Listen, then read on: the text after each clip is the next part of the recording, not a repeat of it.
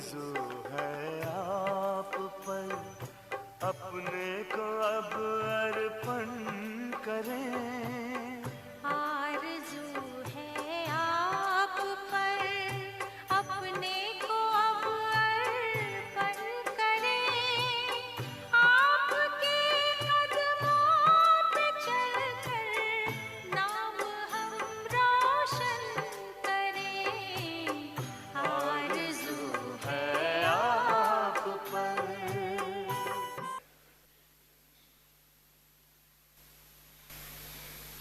ओम शांति। ओम शांति। ओम शांति।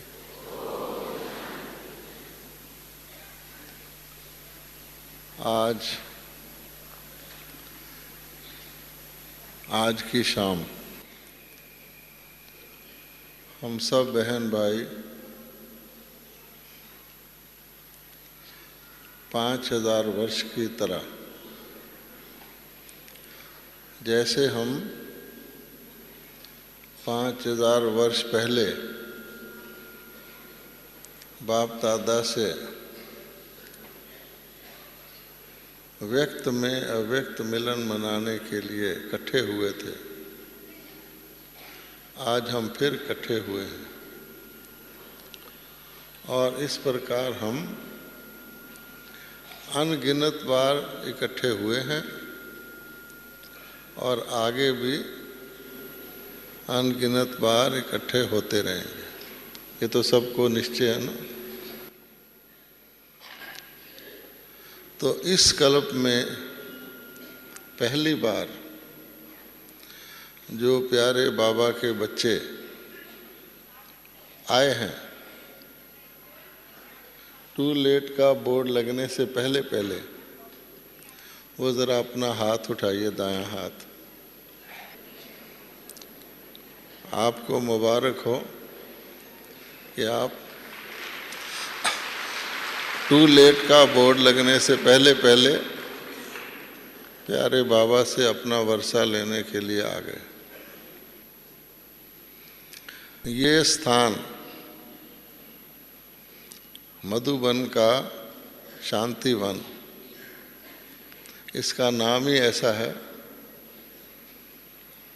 मधुबन भी वन है और शांति वन भी वन है। तो इस वन में हम क्यों आए? पहले समय में हम शहर छोड़ के जंगल में चले जाते थे, वन में चले जाते थे। वहाँ जाकर कुटिया बना के तपस्या करते थे। अब बाबा ने बताया कि वो शरीर का हद का दुनिया छोड़कर हद के जंगल में जाके हद की कुटिया में बैठकर हठ योग की तपस्या की है। परंतु अब बाबा का ने पहला लेसन दिया, तुम आत्मा हो और ये सारी दुनिया ही कलयुगी कांटों का जंगल बन गई है। इसमें भ्रिकुटी, वो कुटिया जहाँ पर आत्मा रहती है मस्तक के बीच में, उसमें जाकर अंदर बैठकर अर्थात अंतर ध्यान होकर हमको बाबा से योग लगाना है। ये तो हम जानते हैं। अब बाबा कहते हैं कि मैं अपने आप ही नहीं आ गया, आपको याद हो या ना हो, लेकिन जन्म जन्मांतर अनेक जन्म आपने मुझे पुकारा है। तब आपकी प्रेयर को सुनकर, आपकी पुकार को सुनकर आपको भक्ति का फल देने के लिए अर्थात दुख से मुक्त करने के लिए और सुखों से भरने के लिए बाबा कहते मैं आया हूँ। हम लोग भक्ति मार्ग में रोज आरती करते रहे हैं। क्या आरती करते रहे हैं? भक्त जनों के संकट कितनी देर में दूर करे? क्षण में दूर करे। आरती करते आए ना कि परमात्मा आप हमारे संकट एक क्षण में दूर कर देते हो। और फिर माता पिता तुम मेरे, हमारे माता और पिता तुम ही हो, और हम और किसकी शरण में जाएं, क्योंकि तुम्हारे जैसा दूजा और कोई नहीं है जिससे हम आश कर सकते हैं दुखों से छूटने की और सुख की प्राप्ति करने की। तो आरती रोज करते आए हैं। और फिर हम कहते रहे हैं बाबा पता नहीं क्या हुआ कि हम विषय विकारों में फंस गए, और विषय विकारों के कारण जो पाप हुए उसके बोझ में हम दबे हुए हैं। विषय विकार मिटाओ पाप हरो देवा। अच्छा, फिर हमने अपनी क्वालिफिकेशंस या डिसक्वालिफिकेशन भी बाबा को वर्णन की है। क्या? मैं मूर्ख, मैं कौन? आत्मा नहीं, शुद्ध आत्मा नहीं, देवता नहीं, मैं मूर्ख, खल कामी। खल भी मूर्ख को ही कहते हैं। कृपा करो हे भगवान, हमारे ऊपर कृपा करो।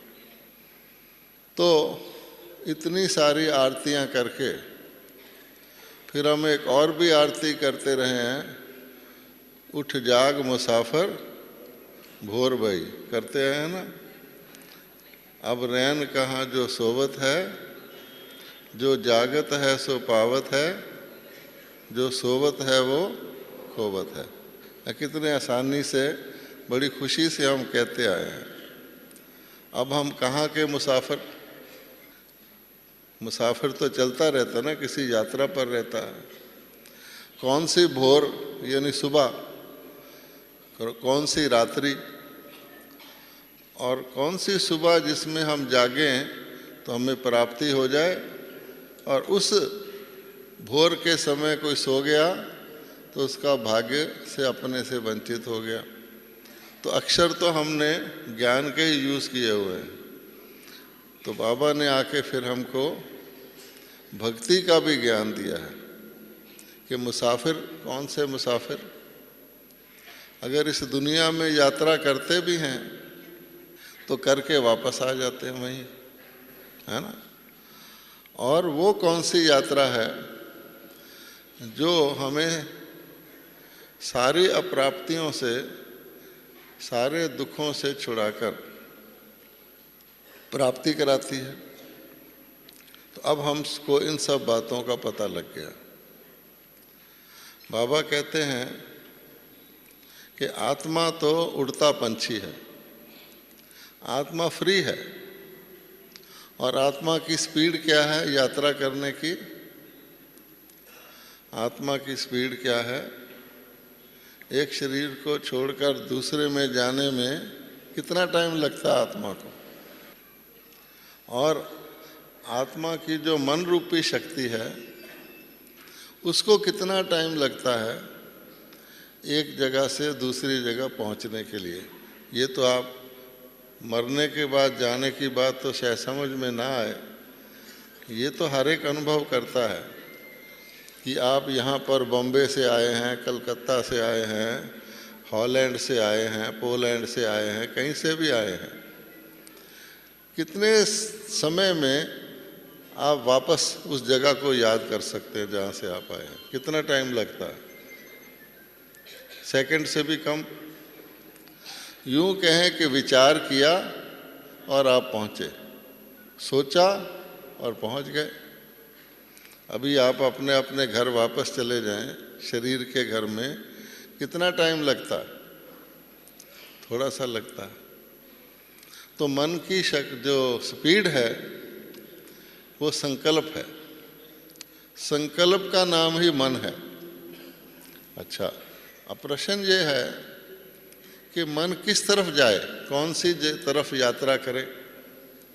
अगर आप लौकिक घर का सोचेंगे वहाँ पहुँच जाएंगे, ठीक है। अगर आप बनारस का, हरिद्वार का सोचेंगे वहाँ पहुँच जाएंगे। तो इस मन को, यही एक ऐसी चीज़ है कि जहाँ ये जाएगी वहाँ ही उसी प्रकार का आपको अनुभव होगा, और उसी जगह की जो अनुभव या फीलिंग आएगी, सुख की आए, दुख की आए, भविष्य की आए, भूतकाल की आए, आप उसमें ऐसे लगेगा शरीर यहाँ बैठा है लेकिन आप वहाँ हैं, है ना।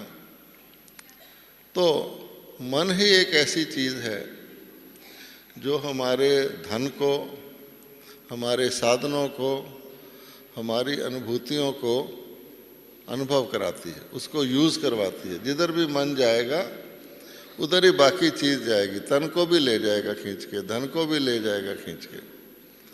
तो बाबा कहते हैं कि मैंने आपको सद्गति का या सब दुखों से छूटने का परमानेंटली एक मंत्र दिया है, जिसको कहा जाता है महामंत्र। मंत्रों का भी माई बाप महामंत्र। वो हम सब जानते हैं कौन सा है। संस्कृत भाषा में, गीता में उसको लिख दिया है मन मना भव, हैं, 2.5 अक्षर हैं, मन मना भव। और कहा जाता है कि पोथी पढ़ पढ़ जग मरा, पंडित भया ना कोय, 2.5 अक्षर प्रेम के, पढ़े सो पंडित होए। तो बाबा कहता है मेरे बच्चे ज़रूरी नहीं पढ़े लिखे हों, लेकिन ये प्रेम के 2.5 अक्षर ये मनुष्य को महाविद्वान बना देते हैं, क्योंकि ये महामंत्र है। अब आप देखिए, मन की स्पीड तो बहुत तेज है। मन का पेट्रोल क्या है? दुनिया में भी जितना किसी को ऊंचा जाना हो या जितना दूर जाना हो, उतना ही सूक्ष्म वस्तुओं का प्रयोग किया जाता है। हवाई जहाज़ बहुत हल्की धातु से बनता है, होती मजबूत है। रॉकेट उससे भी ज़्यादा हल्की धातु से बनता है, होती बहुत मजबूत है। और हमारा आत्मा जो है ये बिल्कुल ही सूक्ष्म, अति सूक्ष्म है, लेकिन है बहुत पावरफुल। अभी किधर को जाता है मन? जिधर आपका प्रेम होगा। मन मना भव तो ठीक है, लेकिन वो प्रेम अगर हमारा सांसारिक वस्तुओं में होगा तो मन उधर भाग जाएगा। आप उसको कोशिश करो कि यहाँ आके बैठ जाए, उधर ही भाग जाएगा। तो जब हम परम धाम से आए थे, पहली बार शरीर लिया, उसके बाद हम इसी दुनिया के होके रह गए, क्योंकि शरीर में आ गए। अब एक बारी शरीर में आ गए और उस घर का को तो भूल गए। तो यहाँ ही शरीर, उसके बाद दूसरा शरीर, उसके बाद तीसरा शरीर, 84 शरीर बाबा ने कहा अपने लिए हैं। चाहे वो देवता के हों, चाहे भगत के हों, चाहे पापात्मा के हों, पतित हों या पावन हों। अब शरीर में आ गए, मन में पावर तो है, लेकिन वो मन जाएगा कहाँ? जिस दुनिया में हमने शरीर धारण किया है, यानी साकार लोक में। ऊपर नहीं जाएगा।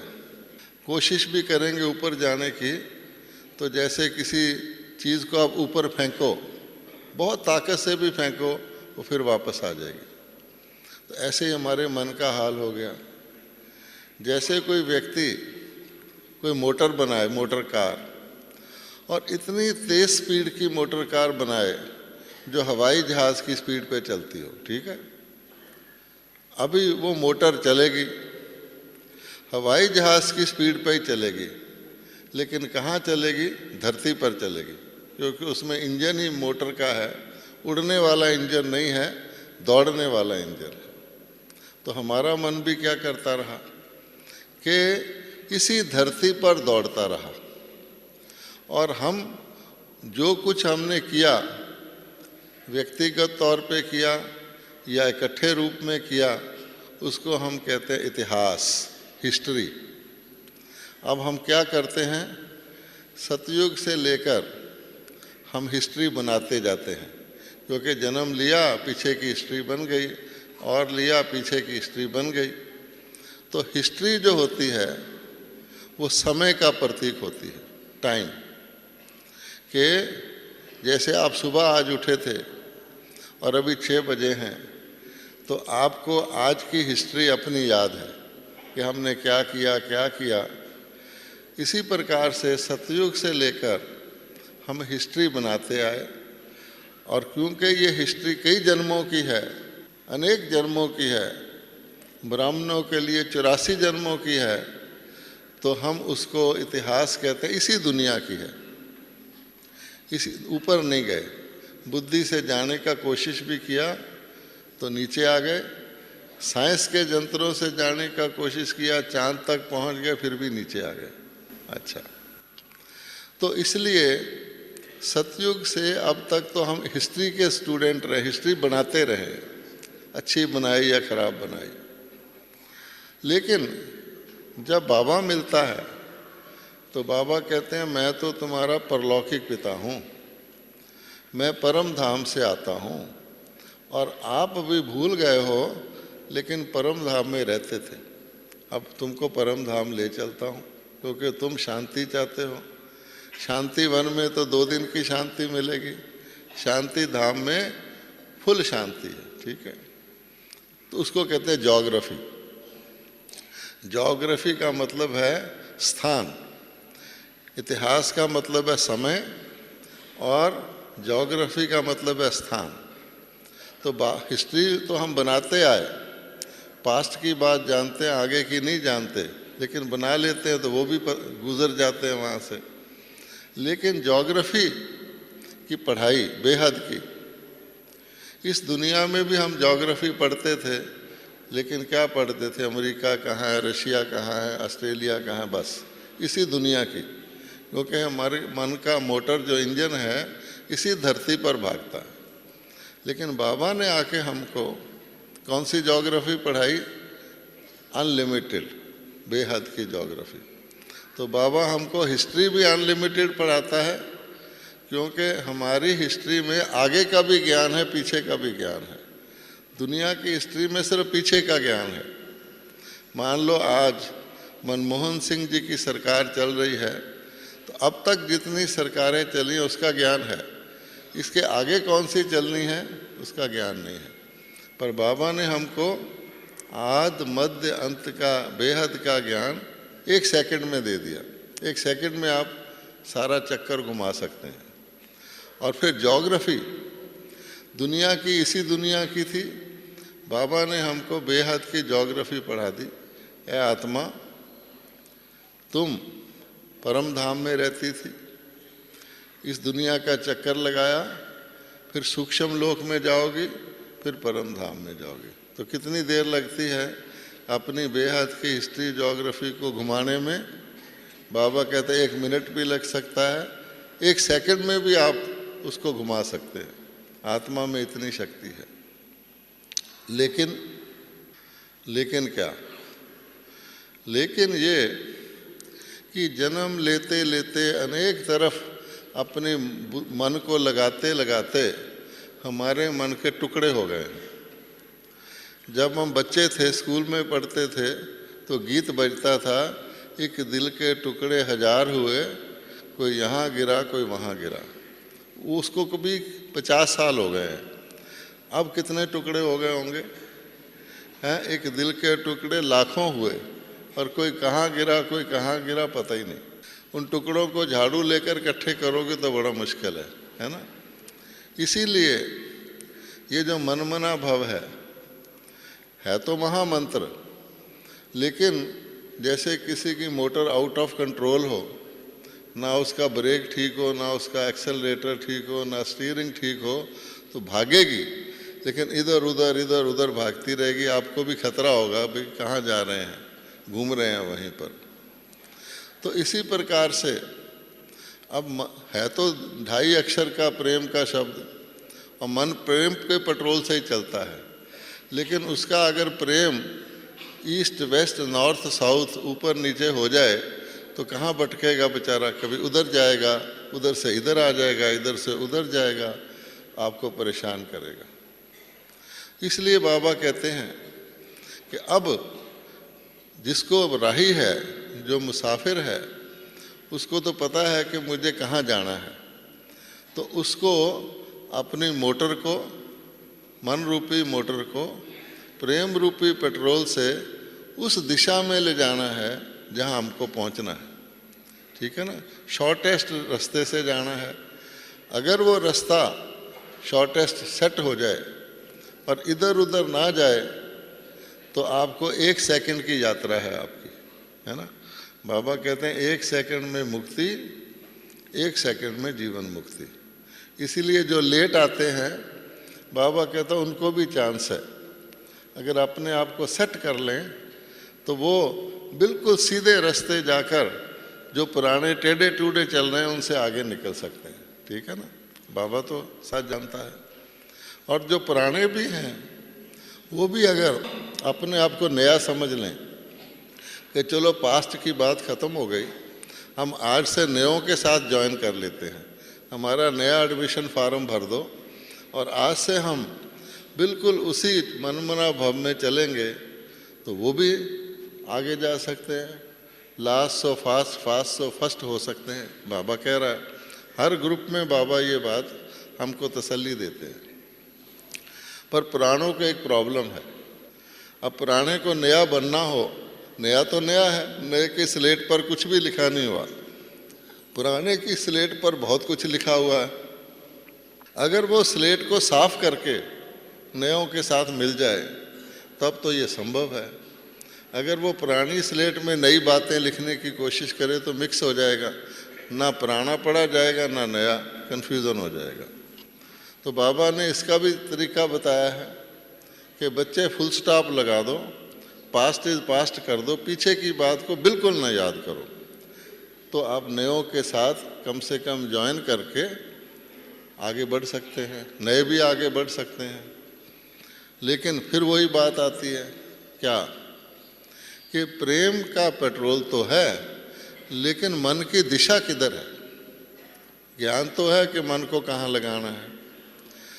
तो बाबा कहते हैं जैसे किसी बिगड़ी हुई चीज़ का सुधार किया जाता है, कोई टेढ़ी बांकी टीन की शीट हो या कोई और हो, लोहे का तार हो, उसको सीधा करना हो तो क्या किया जाता है, पहले तो उसकी बहुत टेढ़ापन निकाल के थोड़ा थोड़ा सीधा करते हैं, फिर और सीधा करते हैं, फिर और सीधा करते हैं। तो क्योंकि यात्रा का समय घटता जा रहा है और बाप बहुत रहम दिल है, तो नए बच्चों का भी ख्याल करता है।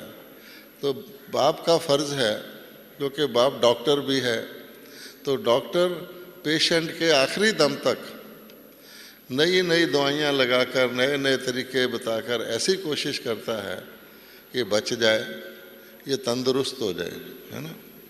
तो बाबा ने हमको हमारी आज की स्थिति देखते हुए कि बच्चे कहाँ तक पहुँचे हैं, बच्चों को क्या तकलीफ़ है, क्या मुश्किल आती है रास्ते में, तो उसको देखते हुए बाबा हमको नए नए सूक्ष्म फार्मूले बताते रहते हैं। क्योंकि वो सुप्रीम टीचर है, उसके लिए तो कुछ भी मुश्किल नहीं है। वो कहते हैं कि आपका मैं रिकॉर्ड देखता हूँ, पीछे की हिस्ट्री देखता हूँ, जैसे डॉक्टर चार्ट देखता है मरीज़ का, है ना, इसकी रिपोर्ट लाओ, पिछली रिपोर्ट लाओ, तरक्की पर जा रहा है, खड़ा है और प्रॉब्लम में आ गया है। तो सब कुछ सबका इकट्ठा ही देखता है बाबा, क्योंकि वो कहता है जब पतित बनते हैं तो सारे ही पतित, पावन बनते हैं तो सारे ही पावन, मुक्ति का टाइम आता है तो सारे ही मुक्त।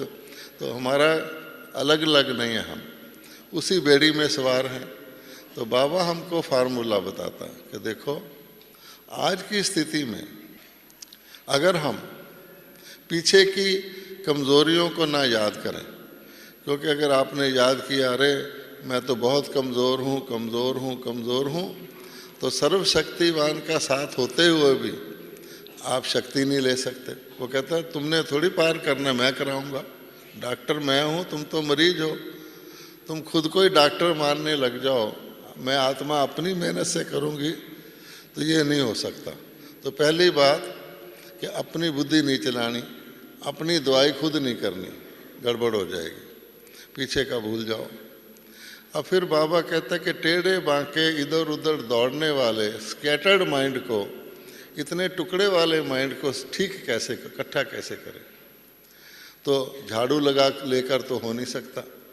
लोग वैसे भी कहते हैं अंधेरे को भगाना हो तो आप झाड़ू लगा के तो अंधेरे को बाहर नहीं कर सकते, स्विच ऑन करो, लाइट का अंधेरा भाग जाएगा। तो इसलिए बाबा कहते हैं कि मैंने तुमको मनमना भव का मंत्र तो दे दिया, उस मंत्र को यंत्र कैसे बनाए, यानी माइंड को एक ऐसा यंत्र बनाए जो हम असली मनमना भव हो सके। तो बाबा की लास्ट मुरली में यही था। आपने वैसे भी गीत भी सुना होगा, अंतर मंतर जंतर से मैदान लिया है मार, हाथ में है तकदीर का नक्शा हो गया बेड़ा पार। आपने सुना है, गीत पहले बजा करता था। अर्थात वो जादू की बात में समझते अंतर मंतर जंतर, लेकिन बाबा कहते हैं ये ज्ञान के शब्द हैं, इसमें ज्ञान का अर्थ है अंतर। अंतर का मतलब क्या है कि हमने ये देखना है कि जो आज हम हैं और जो हमने बनना है, यानी यात्रा को पूरी करना है, संपन्न और संपूर्ण बनना है, उसमें और आज में कितना अंतर है। अंतर है, महान अंतर है, कितना अंतर है, ठीक है। पहले तो वो देखना है।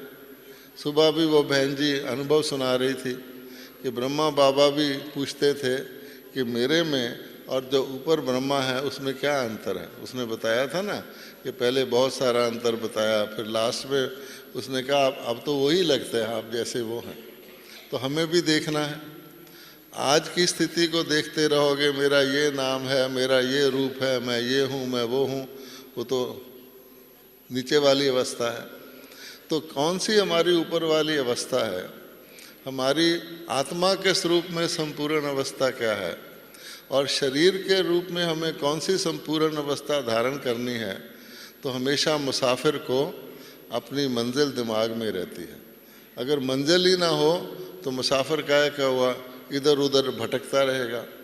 जैसे कई लोगों को कोई काम नहीं होता, शहर से घर से बाहर चले जाते हैं, इधर घूम उधर घूम, कहीं बैल दिखा रहा है, कोई जादू कर रहा है, टोना तमाशे देख के फिर घर आ जाते हैं। तो वो तो नहीं करना। तो जब अंतर का पता लग गया, और बाबा ने कहा ही है कि पुराने संस्कारों को, अपने मेरे संस्कार और मेरे स्वभाव को हमने फिनिश करके, जो हमारे दैवी संस्कार हैं, दैवी स्वभाव हैं, जो सतयुग का सिक्का चलता है गोल्डन, उस सिक्के को हमने इकट्ठा करना है। और जो कलयुग के कागज़ के नोट हैं या ये सिक्के हैं घटिया, ये तो वहाँ चलेंगे नहीं। अगर मैं लंदन में जाके भारत का सिक्का चलाऊँ तो चलेगा नहीं। तो सतयुग में तो सिक्का दूसरा है, अर्थात सब सतो प्रधान है, सबके मन में शुभ संकल्प हैं, बुराई ना वो होती नहीं जो देखें और सुने। तो वहाँ हमने जाना है, तो यहीं से उसको धारण करना है। अब बाबा कहता है लक्ष्य तो पता है, अंतर पता है। अब इतने बड़े अंतर को, इतनी बड़ी खाई को, इस पार से उस पार जाना कैसे पार करेंगे, कौन सा ऐसा जहाज है। तब बाबा कहता है कि तुम्हारा मन रूपी, मन मना भव रूपी मंत्र उस अंतर को दूर कर सकता है, ठीक है ना। क्योंकि मन की स्पीड 1 सेकंड है, एक संकल्प है। आप संकल्प करके सतयुग में बैठ जाओ। आप सारे सीन सतयुग के देखो, मोर नाच रहे हैं, फूल खिले हुए हैं, खुशबू आ रही है, और अच्छे अच्छे बादल हैं, सब आत्माएं खुशनुमा हैं, मौसम बड़ा अच्छा है। और अगर आप अपने मन में लाओ कूड़े के ढेर पड़े हैं, प्लास्टिक की थैलियाँ पड़ी हैं, गंदगी है, तो दिमाग में वही घूमेगा। अब वहाँ मन को कैसे टिकाएं। शांति चाहिए, बड़ी अशांति है यहाँ। परम धाम में बैठ जाओ, परम धाम में जाके तो आपको पता भी नहीं लगेगा कि मेरे पड़ोस में कौन सी आत्मा है। तो परम धाम का अनुभव भी यहीं कर सकते हैं। फरिश्तेपन का अनुभव भी यहीं कर सकते हैं, देवतापन का अनुभव भी यहीं कर सकते हैं, और पूजनीय रूप का कि हमारी मूर्तियों के आगे देखो कितने क्यों लगे, वो भी यहीं कर सकते हैं। ज्ञान तो बाबा रोज देता है, ठोक ठोक के भरता है बुद्धि से। जैसे सुबह कपड़े धोते हैं, स्नान करते हैं शरीर का, तो बाबा इधर उधर की सारी सफाई करके रोज़ हमें पंप कर देता है। जैसे पेट्रोमैक्स का लैंप होता है ना, उसमें थोड़ी फिर फूंक भरते हैं, फिर वो उसकी रोशनी तेज हो जाती है। परंतु अब कहता है ये तो मेरी मदद है, अपने आप कैसे करो। तो इसलिए बाबा ने कहा कि अंतर को सामने रखते हुए, महामंत्र को जानते हुए कि मन प्रेम के पेट्रोल से पहुंच सकता है, लेकिन सीधे रास्ते चले तो इधर उधर ना भागे, लेकिन भागता है। तो बाबा ने कहा है मन को यंत्र बनाओ, ऐसा जंतर, वो जंतर मंतर कहते हैं, है ना, दिल्ली में भी एक जंतर मंतर बना हुआ, लेकिन वो मंत्र को प्रैक्टिकल करने के लिए मन यंत्र बन जाए, तो बाबा ने बहुत ही आसान युक्ति बताई है, जिसको बाबा ने कहा मन का एक्सरसाइज, है ना। शरीर की एक्सरसाइज तो आप करते ही हैं, कहीं बहुत देर बैठे रहेंगे तो कहेंगे थोड़ा खड़े हो जाओ। आजकल कई लोग कहते हैं ना, जो आके आसन करवाते हैं, सारे जने उठ जाओ, सीधे खड़े हो जाओ, लंबा सांस लो, हाथ को ऊपर करो, तो सब थोड़ा रिफ्रेश फील करते हैं। तो इसी प्रकार से बाबा कहता है कि शरीर का तो बहुत ध्यान है, क्योंकि बॉडी कॉन्शियस ही है। तो जो आत्मा बॉडी कॉन्शियस रहेगी, जितना समय बॉडी कॉन्शियस रहेगी, इसी दुनिया की तरक्की को अपनी तरक्की मानेगी, इसी दुनिया का धन इकट्ठा करेगी, इसी दुनिया में मान चाहेगी, इसी दुनिया में पद ऊंचा चाहेगी, सब कुछ उसको इसी दुनिया का चाहिए।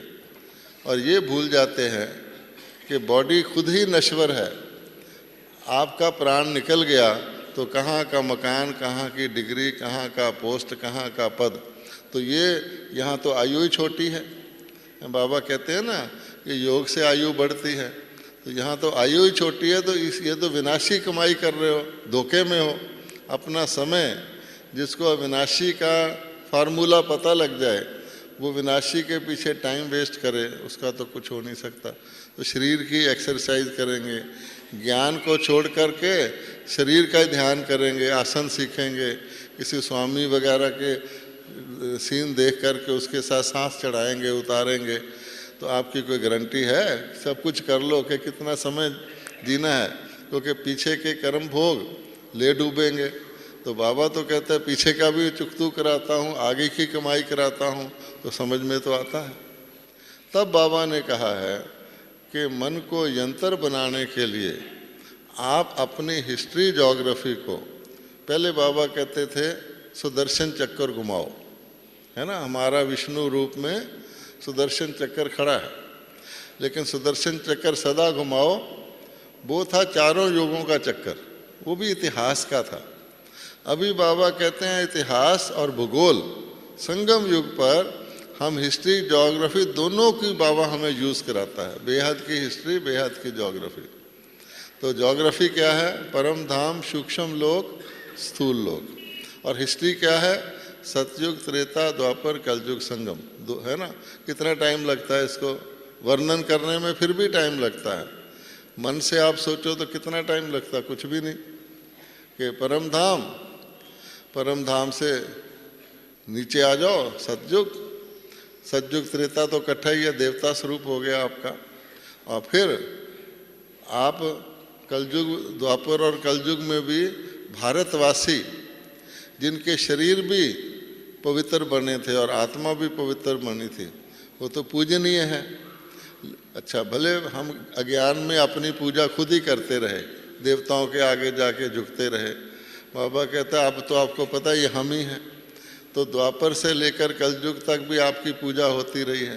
भारत में ही मंदिर हैं जो शरीरधारियों के जाके लोग कीर्तन करके खुद खुश हो जाते हैं, उनकी कीर्ति गाते हैं, खुद खुश हो जाते हैं।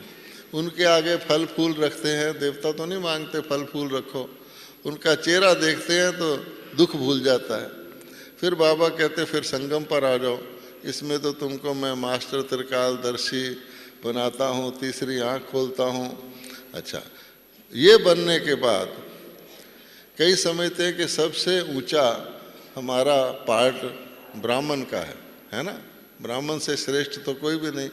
देवता भी ब्राह्मण से, देवताओं की गिरती कला शुरू हो जाती है, ब्राह्मण की चढ़ती कला।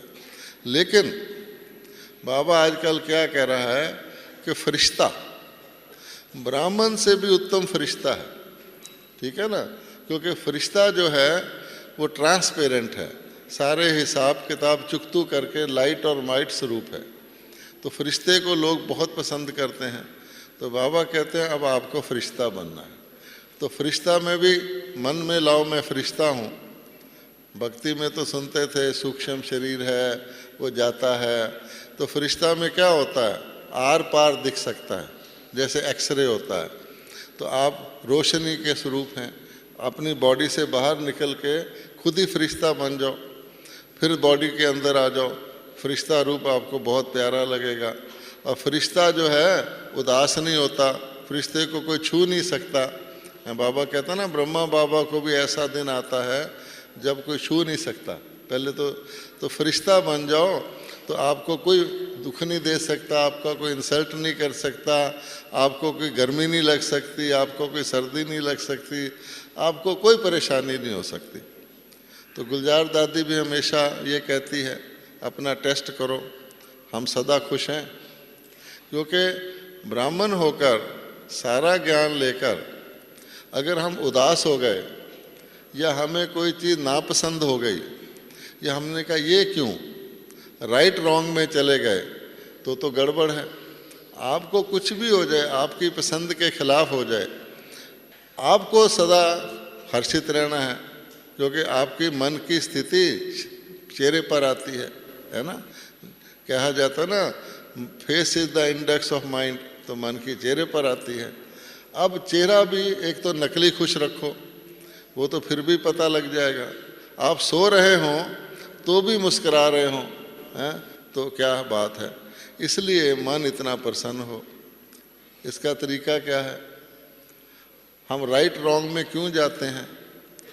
और ब्रह्मा बाबा, हमारी मातेश्वरी, हमारी दादियाँ क्यों एक रस अवस्था में रहती हैं। क्योंकि पहले हमारा लक्ष्य था कि सारी दुनिया हमको खुश रखे, सारी दुनिया हमको संतुष्ट रखे। अब हमारा लक्ष्य क्या हो गया, हम सारी दुनिया को संतुष्ट रखें, परोपकारी, है ना। बाबा कहता है कि फरिश्ता परोपकारी होता है। तो हम शरीर में रहते हुए ये ना सोचें इससे मुझको सुख मिल जाए, इससे मुझे आराम मिल जाए, इससे मेरा फ़ायदा हो जाए, इससे मेरी अपना अपना ना करें, मेरे से सब खुश रहें। ये आप करने का अभ्यास कर दो, इसी को तपस्या कहते हैं। और है बड़ी आसान, कोई वो तपस्या नहीं है जो आप बैठ जाओ जाके सांस चढ़ा लो या खाना छोड़ दो या धूप के अंदर बैठ जाओ आग जला लो, नहीं। ये बड़ी आसान खेल खेल की तपस्या है। तब बाबा कहता है कि बच्चे अब आप इसको करने के लिए अपने आप को बहुत क्विकली, अगर आप 1 सेकंड में कर सको तो बहुत ही अच्छा। आज भी मेरे पास दोपहर के क्लास के बाद एक भाई आए थे। वो बोले कि भाई मैं ये 5 रूपों को करता हूँ लेकिन 2-2 दिन एक रूप चलता है, क्योंकि अभ्यास करते हैं ना। पहले फंसा हुआ है मन इधर उधर। वो अपना अनुभव सुना रहे थे कि निराकारी रूप का अभ्यास करता हूँ तो निराकारी फिर हट गया, फिर निराकारी, 2 दिन में निराकारी रूप का अभ्यास करता हूँ। फिर मान लो देवता रूप है तो 2 दिन लगते हैं। बोले ये ठीक है। तो बाबा ने देखो कहा है 1 सेकंड में भी कर सकते हो और 5 मिनट में भी कर सकते हो, लेकिन इस अभ्यास को पक्का करने के लिए घंटे घंटे करना है। तो अगर आपने घंटे घंटे करना है तो 5-5 मिनट तो घंटे में बहुत है, 1 सेकंड तो थोड़ा सा ही है। भाव बाबा का ये है कि हम आपको निरंतर करना है। निरंतर का अभ्यास डालने के लिए घंटे घंटे और सारी हिस्ट्री ज्योग्राफी क्विकली, क्योंकि मन की स्पीड बहुत तेज़ है। तो उसको मन में रखेंगे तो इस दुनिया के छोटे मोटे झंझट, चिंता, रस्सियाँ, तारें, गोल्डन जंजीरें सबसे अलग हो जाएंगे। तो आप ये अभ्यास करोगे तो मन जो इधर उधर बहुत भाग जाता है ज़रा नज़दीक आएगा। जब ये नज़दीक आएगा फिर और नज़दीक आएगा, फिर एकाग्र हो जाएगा।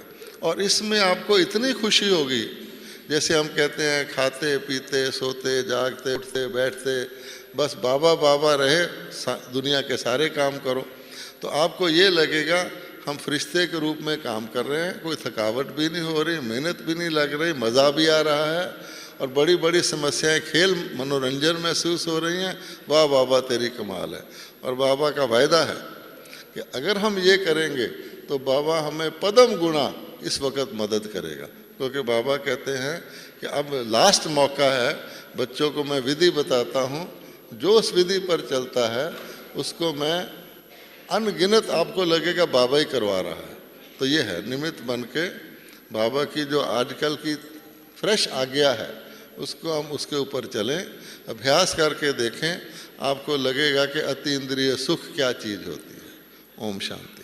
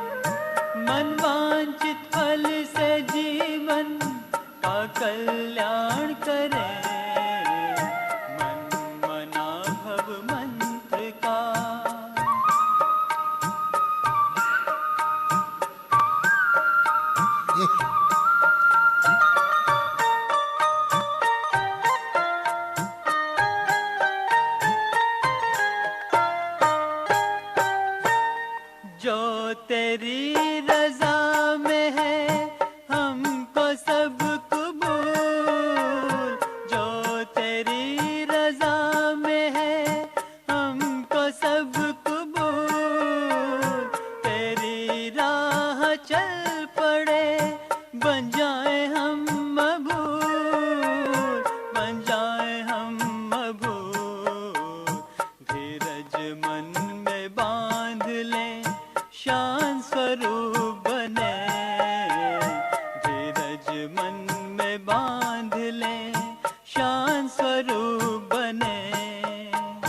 मनवांछित फल से जीवन का कल्याण करें, मन मना भव मंत्र का अर्थ जान ले, मन मना भव मंत्र का अर्थ जान ले। मनवांछित फल से जीवन का कल्याण करें, मन मना भव मंत्र का।